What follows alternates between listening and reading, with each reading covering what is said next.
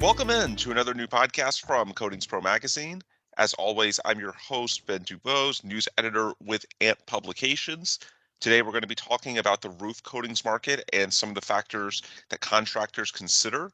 And to do that, I am joined by Nick Bennett, owner of Advanced Consulting based in Denver, Colorado. Nick, good morning. How are you? Doing great, Ben. How are you? Can't complain. Thank you for taking the time to do this. We're also going to be putting some of the highlights from this interview in our November issue of Coatings Pro, so stay tuned for that. Coatings Pro, a bi-monthly publication that features industrial and commercial jobs across roof, concrete, and steel substrates. As we said off the top, we'll be talking about some of the roofing considerations today. And Nick, I think a good place to start, if you could, just introduce yourself to our audience. For anyone that doesn't know you or your company, just tell us a little bit about your career in the industry and your current position. Just a general biography on yourself, if you could. Sure. Yeah, my name is Nick Bennett. I'm the owner of Advanced Consulting in Denver, Colorado. We started out as kind of a support team for a lot of the majors in Denver. So we were here to help with things like supplementing difficult claims or providing, kind of build design direction when it came to maybe difficult or unique projects for commercial. And then over time, we just naturally migrated towards completing those projects entirely ourselves. And Mhm. we've been doing that since 2020. So now that you're an owner, what are some of the things that you've incorporated from your earlier stops?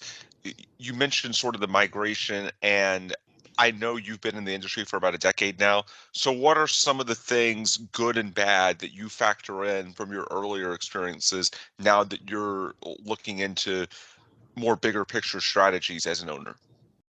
Yeah, I think for us, being a player at some of the major companies, we saw kind of the sort of more toxic work culture that can exist when a major city experiences a gigantic catastrophe like the hailstorms we get in Denver, Colorado, Hmm. and just kind of what happens to team dynamics when anyone is allowed to come be a team player after maybe a company has spent several years developing and building kind of a work culture where a lot of people feel like there's this sort of familial sort of interaction going on, but then you get these major storms and then basically that goes out the window, and it's who can produce and who can bring the most to the table for that owner and how quickly.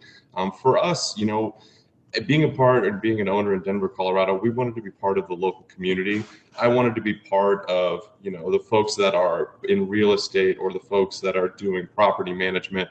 We wanted to be the face and be representative of a roofing company in Denver. So we wanted to be there for things like small repairs or full replacements, or if it is an insurance job, helping them navigate that process. But we wanted to show up for the full process as far as top to bottom owning a roofing company. I didn't want to be a stormer, and we didn't want to be a fly-by-night company for our customers. We wanted to be there to support them, during a roof replacement and 2 or 3 years down the road should they have any issues or additions and things like that. You mentioned the work culture, and that's interesting to me because clearly workforce development is a broader issue for really the entire coatings and corrosion industry that everyone is dealing with. And certainly when we talk about workforce development, there's things that as an industry that you can do better, such as training, getting people to see these trades as more of an option at younger ages in their life, and those things can potentially help over the years ahead.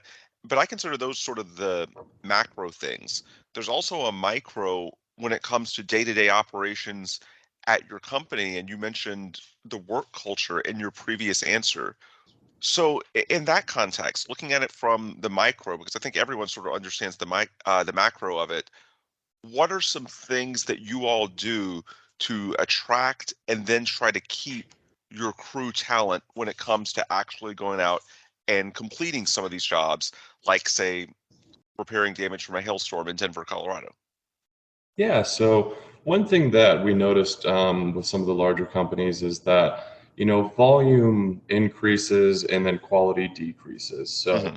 So for us, we wanted to make sure that we maintained a pace where we could control quality and to keep talented individuals around. One thing that we found out is a lot of these guys aren't necessarily respected while they're doing what it is that they were hired to do, meaning they're just not respectful of their time in a way that is shown. So say there's material shortage, or there's something in a work order that's incorrect, or a difficult homeowner has some very serious concerns during the install. When we were with some of these previous companies, there wasn't a face to represent those issues on site, half the day, part of the day, even just checking in. And for us, that was the first step where, I want one of my guys on site all day long. I want somebody there to hold the customer's hands through, what is a pretty intrusive and loud and very fast process. Hmm. So for us, quality control and having somebody there to keep the problems that should be within house away from our crews, and kind of respect their time, given that it's hot, it's uncomfortable, it's dangerous. There's no reason that they should be needing to maybe address a homeowner who has concerns about something that's going on in the front yard with plants or landscaping and those things. So I always want to make sure that we respect their time, and that we've got somebody there that's going to make sure that any fires or any issues that need to be put out aren't something that becomes a secondary job for them that day. Hmm. So I think just a lot of respect for the crews, and making sure that we've done our part to build a work order to address any sort of highlights or something that maybe the homeowner brought up to us, and making sure that there's not maybe a second pass that needs to be taken on that. That we've addressed all those things with our crews up front. We've given them the tools and the information to get the job done correctly and timely. So I think that's really one of the biggest things it feels like with a lot of the crews is, just giving them really proper direction and being there to support them through that project. And I just don't think a lot of the majors have time to do that when they get to that level. We looked at this from an owner's perspective, but I think another way to look at this is from the worker side of things. And when you, as an owner, are looking at some of these crew members or other employees in your company that are fairly new, what are some things that can stand out to you as an owner that makes a person within your company look like, hey, this is someone that can potentially advance into a more prominent role or position as the months and years progress? Looking at it from the worker perspective, what are some of the things that they can do to potentially stand out to an executive like yourself? Yeah, absolutely. I think one of our mottos, and something that's part of our clarity statement, is just to do the right thing. I think that, there's so many ways that people try to reinvent the wheel in roofing, where at the end of the day, all we need to do is show up and do the right thing. So for us, when we've got crews on site and we're working with materials in the coatings solutions environment, there's a lot of factors there. Are these products being mixed properly? Are these products, you know, is it still a good viable product? Oftentimes we can open some of these things and find a product that has maybe a manufacturing defect, or was maybe stored improperly. And if I've got a technician on site and we're not keeping an eye on him, I need to know that he's confident enough to come to me and say, hey, there's 5 or 6 buckets here that appear like they are not going to cure properly, or they're not going to applicate properly. We maybe have to think about an extra day of work here because somebody's got to go pick up that material. And the other issues with just the details, doing the right thing, where I want to make sure that if I've got a technician on site and we give him an assignment to go out and coat the details first, and maybe 3-course any areas that seem problematic or they could be an issue in the future. A lot of those things can be buried once we put a top coat on there. So I want to know that if I go back and check that work, or if I request some photos seeing those things, or to see those things, that my technician or whoever's on site doing that work takes enough pride in their work to take those photos, to take that extra step to document it so they can share that with us. Because it covers us for our manufacturer warranty, and it covers us for future issues on that project. Hmm. Speaking of your projects, we featured the Barclay Tower in our September issue, and this podcast is going to be coming out in September. So, for any of our regular Coatings Pro readers / listeners that get the issue, you can turn to it pretty easily in September. And even if you don't subscribe to the print magazine, you can find it online very easily. Just search Coatings Pro Magazine September 2022, and you can see it in digital form. But I want to talk with you, Nick. Since we've got you on the podcast, we might as well talk about the project that we're featuring this same month in Coatings Pro. So when we talk about the Barclay Tower, what was special about that job, and what were some of the challenges that you had to overcome in order to make that a memorable project? Yeah, the Barclay is on 16th in Larimer in Denver, Colorado, downtown. So, anyone familiar with Denver, it's overlooking the 16th Street Mall. There's a lot of activity, and to be at the 33rd floor, you're really just right at that skyline. So, just kind of a stunning project to be on top of to begin with and walking, let alone working on. So, the Barclay had some unique challenges, just given the age of the building being early 80s. There was a lot of debris up there, old steel girders, things like that. So before we were even able to get this project in a place where we could coat it, there was a lot of other things that needed to be addressed. And we were willing to help that HOA community out and do what we could to get them in a place to do that. But, everything from the system itself not being fully adhered and being on a 33rd floor, Colorado was experiencing a lot of high winds during that time. And very quickly too, we might be, in the middle of a very normal morning, cleaning a membrane and getting towards a place where we can applicate. And then out of left field, we're getting 50 and 60-mile-an-hour gusts, and we need to be able to get that site secured in a way that's safe and isn't going to cause any issues. And then also get ourselves in a position and the rest of the team in a place where we're a little bit safer, because several times that membrane was lifting up when we did have areas cleaned off large enough to coat. So it was quite the experience moving around that entire surface area. When we talk about the membrane, what material specifically did you use on this, and what ways were they applied? Just speaking generally, give us a little bit of the technical specifics as far as the materials, the application, the thickness, those types of factors. Yeah, so on this one, the Barclay Towers has a concrete deck, and this system had an insulation and an EPDM membrane over the top of it with kind of potato-sized ballast. Okay. So there kind of were unique challenges there where if we were to replace this roof, we would have needed to remove all of that gravel ballast, and there really wasn't a solution in place. The service elevator was going through some issues in that building at the time, so there wasn't a good solution to get that rock off. And with that membrane not being fully adhered, we had to look for some unique solutions. We turned to silicone for a few options, but there wasn't really a spec that we could use with that gravel ballast that we felt comfortable would last with the amount of foot traffic that they see on the roof. So we did turn to Castagra Ecodor, and that is a product that we've used before in the past.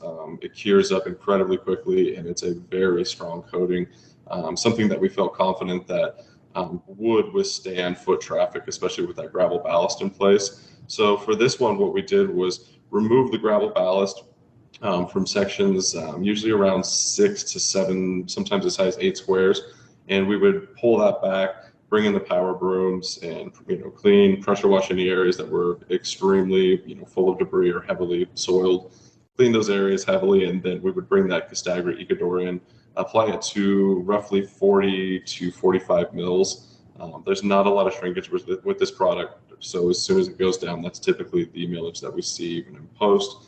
So once that product's down, we have about 12 hours to maximum before we can walk on it, but it does cure within 30 to 45 minutes after mixing a bucket. So it's an application that you need to be very quick while applying, but once it's cured, it is self-leveling. It looks great when it goes down.